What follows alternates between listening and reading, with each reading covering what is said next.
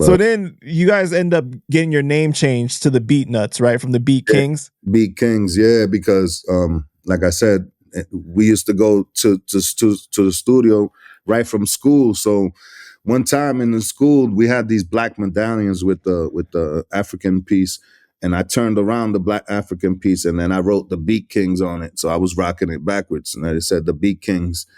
So, you know, one time at the studio, Africa's like, who the fuck are the Beat Kings? And I was like, that's me and Juju. And he just started cracking up like, like, you motherfuckers ain't no kings. You motherfuckers is nuts.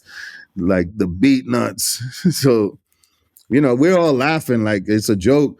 But then he was on the radio station. Jungle Brothers got on the radio station one time with Red Alert, and they just started shouting out at everybody. And they was like, shout out to the Beatnuts, you know, the Beatnuts. And it just stuck, you know. And me and Juju was like, you know what? It kind of has a good ring to it, you know, because Beat Kings to be kings, you know, we already had 45 King. We had King T. You know, there was a lot of kings in the game, you know, kings of rock or kings of pressure, you know. So it was like they ain't no nuts in the game, so we'll be original. And in those days, it was real important to be original. So there That's it was, a fact. you know. So there it was, the nuts. And to this day, you know, there ain't no nuts in the game unless it's the Beat Nuts. It sounds better too. Yeah. There's a better ring to the name. Yeah, and me and Juju, we was like fucking clowns, you know. We was like the bad apples of the bunch, you know, like drinking 40 ounces and smoking blunts and Jungle Brothers and them. They was like nerds, like they didn't do none of that shit, you know. They was like drinking orange juice and tuna fish sandwiches and you know, eating healthy. And yeah, we're like the bad kids, you know. You know, so yeah, it was right. It was funny. So at that time, though, you guys had more members, though, right? Yeah, of the group. Yeah, it was one more member we had, and his name was Al Tariq. I mean, his original name was Fashion, and that's because me and Juju was mostly doing the beats and the production, and like Juju used to have a 4-track in his house, and so every day we would go to his house too and start looping beats, and we had so many beats and so much music, but we didn't have no raps. So we was like, you know what? Give me that pad and that pen, and me and Juju just started writing and start grabbing the mic and laying verses down, and we started doing it so much that like, you know, people in the hood would hear them shits. We would play them at little basement parties, and people was like, yo, this shit is dope. This shit sounds dope. So we was like, damn, this shit, you know, maybe we could do this shit, you know? But we were still doing the beat things. Like we was like, yeah, we just want to be the beat dude. So we need one dude that's just gonna be a rapper. He just raps. So my boy Ronnie, he was like, yo, I'm gonna introduce you to my cousin. He's an ill rapper. So he brings him in, and that was Fashion. So we met Fashion. We started doing demos in Juju's basement. We had a whole bunch of demos done, crazy demos. And this is around the time where we're Jungle Brothers, you know? We're Jungle Brothers in studio. So he introduces us to Chris Lighty, he was everybody's manager at that time. Violator. Yeah, Violator.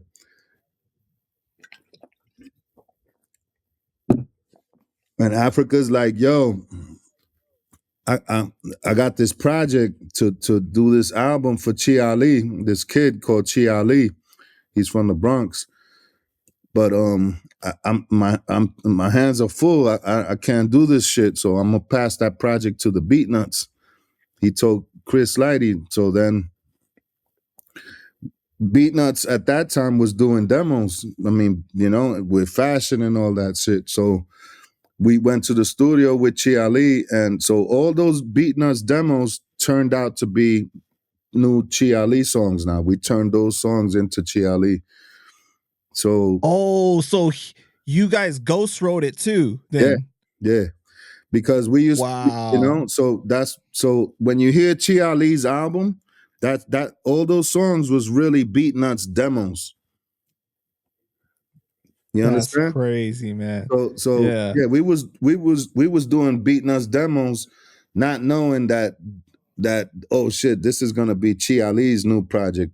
But that's what Chris Lighty wanted. He was like, yeah, I want to use this song, I want that song, and just flip it. So yeah, it was a bunch of us. Dove, R.I.P. Dovey David, and Black Sheep, Drez, and Fashion, and me, and Juju doing the whole Chi Ali album. We was ghostwriting the whole shit and producing and showing them how to rap and all that shit.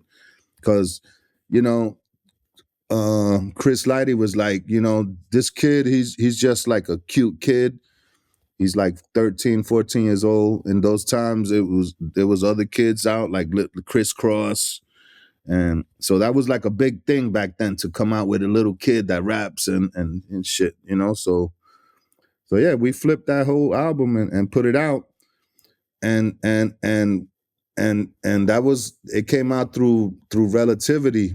And when Relativity was like, yo, who are these guys, the Beatnuts, that they've produced and they did the beats for all this shit? Who are these guys? Like, we want to sign them,